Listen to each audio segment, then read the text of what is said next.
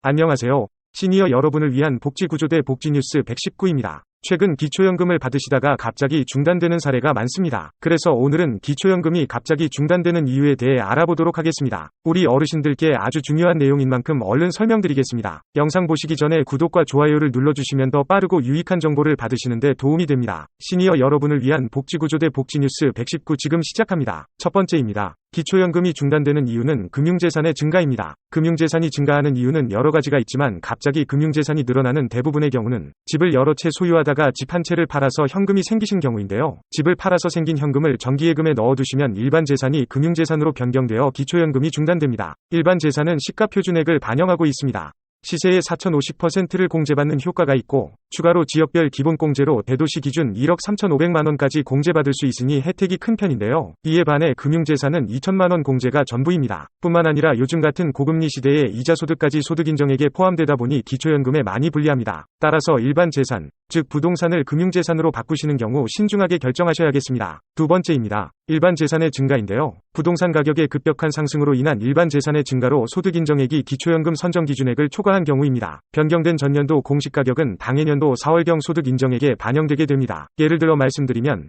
2023년 3월 발표된 공시가격은 2024년 4월 기초연금에 반영되는데요. 보통 1억 원의 공시가격이 인상되면 소득인정액은 33만 3천원 정도 증가됩니다. 그러나 다행히도 2023년 공동주택 공시가격은 전년 대비 18% 이상 떨어졌습니다. 그래서 대부분의 어르신들께 유리하게 작용할 것으로 예상되는데요. 한 가지 주의하셔야 할 부분이 있습니다. 살던 집을 팔고 전세를 옮기시는 경우인데요. 이럴 경우 오히려 기초연금에 불리하게 작용할 수 있습니다. 이것도 예를 들어 말씀드리면 이해가 쉬우실 텐데요. 시가 5억 원. 공시가로는 3억 원 정도 하는 아파트를 소유하고 계실 때 공시가가 3억 원이 일반 재산에 반영되지만 5억 원 아파트를 팔고 3억 원 전세로 옮긴 후 남은 2억 원을 정기예금에 가입한다면 전세보증금은 기본공제가 5%이므로 2억 8,500만 원이 되고 정기예금 2억 원은 기본공제가 2천만 원이므로 1억 8천만 원.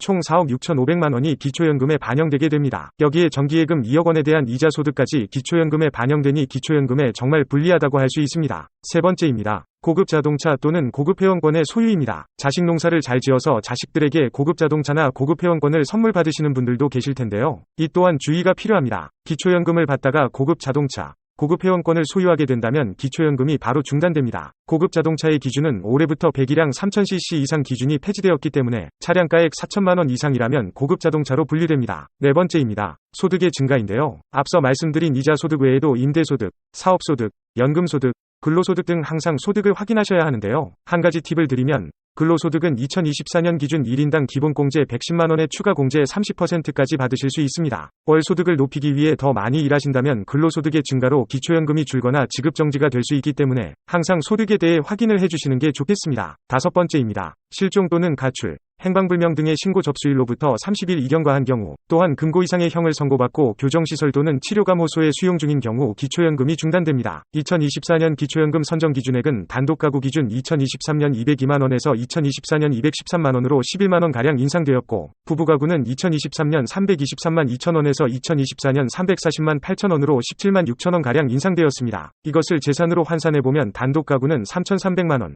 부부가구는 5,280만원만큼의 재산이 늘어도 기초연금을 다시 받을 수 있습니다. 또한 2년 전 새롭게 특례시로 승격된 용인시, 수원시, 고양시, 창원시에 거주하시는 어르신들의 경우 지역별 기본공제가 중소도시 8,500만원에서 대도시 1억 3,500만원으로 5천만원이 늘어났습니다. 그렇기 때문에 작년에 기초연금을 받다가 중단되신 분들은 올해 다시 재신청해보시는 것이 좋겠습니다. 마지막인데요. 기초연금이 갑자기 중단된 이유는 국외 체류 기간이 60일 이상 지속되었기 때문입니다. 예를 들어 말씀드리면 2023년 12월 1일 출국해서 2024년 2월 현재 60일 이상 국외에 체류하고 있다면 2월 25일부터 기초연금 지급이 중단됩니다. 하지만 3월에 다시 입국한다면 다음 달인 4월부터 기초연금을 다시 받아볼 수 있습니다. 입국과 동시에 다시 받아볼 수 있긴 하지만 그래도 제때 놓치지 않고 받으시려면 입국하신 것을 신고하시는 것이 좋습니다. 또한 여기서 이야기하는 국외 체류기간 60일은 1년간 해외에 체류한 기간의 합계가 아닙니다. 연속해서 60일 이상이라는 것을 뜻하고 있으니 참고해 주시면 좋겠습니다. 오늘은 기초연금이 갑자기 중단되는 이유 6가지에 대해 알아보았습니다. 오늘 내용으로 기초연금 감액 없이 중단 없이 받아보시고 생계에 조금이나마 보탬이 되었길 바라봅니다. 오늘 영상이 어르신들께 도움이 되길 바라며